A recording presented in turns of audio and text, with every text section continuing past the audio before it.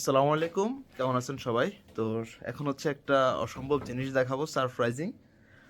তো এটা অবশ্যই যদি দেখতে হয় তার জন্য তো একটা সেকেন্ড ওয়েট করতে হবে। তো let's go. Finally, this is Vivo.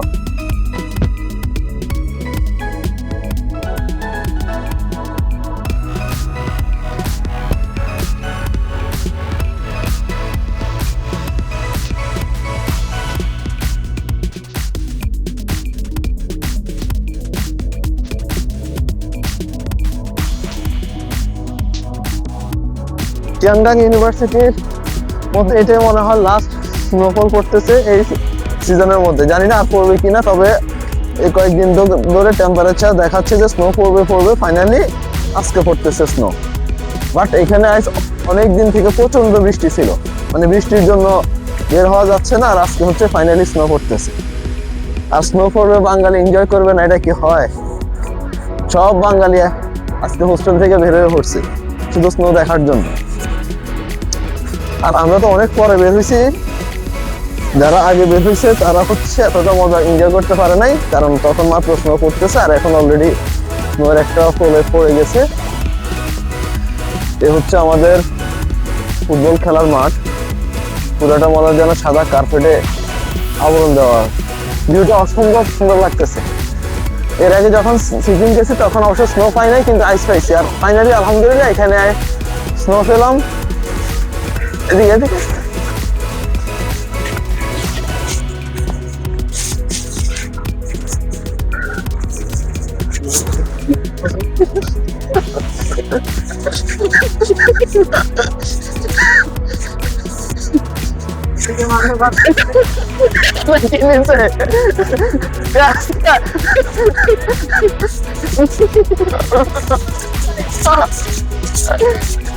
এগুলা তো শক্ত কেন?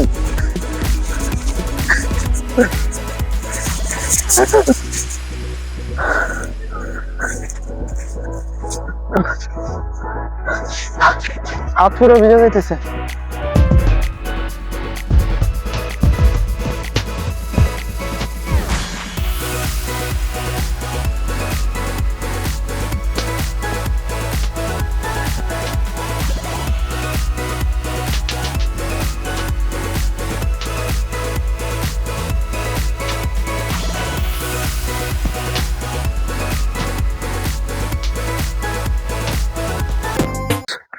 এখন স্নোম্যান বানাবো আমরা।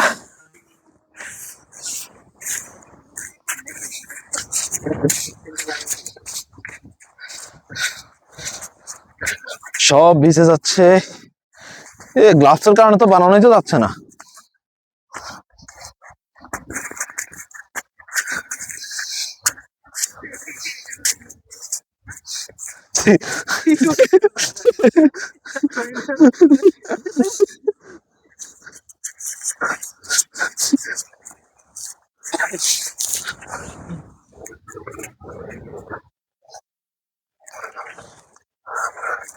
This is our snowman.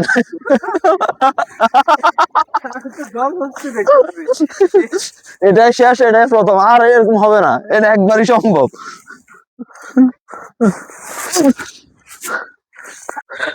সময় যত যাচ্ছে ঠান্ডা তত বাড়তেছে। যে পরিমাণ ঠান্ডা লাগতেছে এখন, এই সিজনে এটাই লাস্ট। মেবি কালকে হওয়ার সম্ভাবনা আছে। এখন অলরেডি 5:30টার মতো বাজে। হ্যাঁ, এখানে 5:30 বাজতেছে, আর ইফতারের সময়ও বেশিক্ষণ নাই, প্রায় 40 মিনিটের মতো আছে। এর মধ্যে হাত পা সব ব্যথা হয়ে আসতেছে, কারণ এত ঠান্ডা জীবনে কখনো ফেস করি নাই। ইন্ডিয়াতে যখন ছিলাম তখন অবশ্যই বরফ ছিল, কিন্তু স্নো ছিল না, তখনও ভালোই ঠান্ডা ছিল। সব ভিজে গেছে।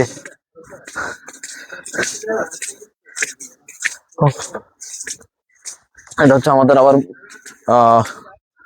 বাস্কেট গ্রাউন্ড, ওটা হচ্ছে আবার ভলিবল গ্রাউন্ড। এটা হচ্ছে গ্যালারি, এখানে বসে মোটামুটি সবাই খেলা দেখে। তবে আজকে চাইলে অনেকে স্নো দেখতে পারে, কিন্তু সেটা দেখার কোনো সুযোগ নাই। আল্লাহ,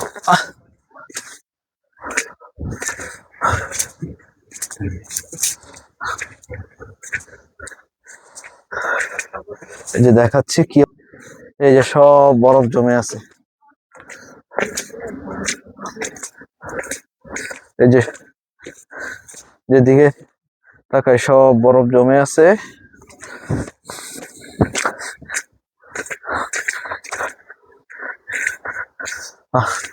পুরা রাস্তায় বরফ পড়ে আছে সব।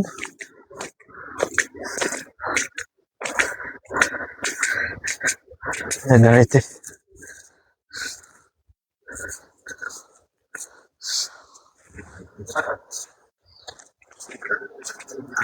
সাদা স্কুটি আরো পুরো সাদা হয়ে গেছে,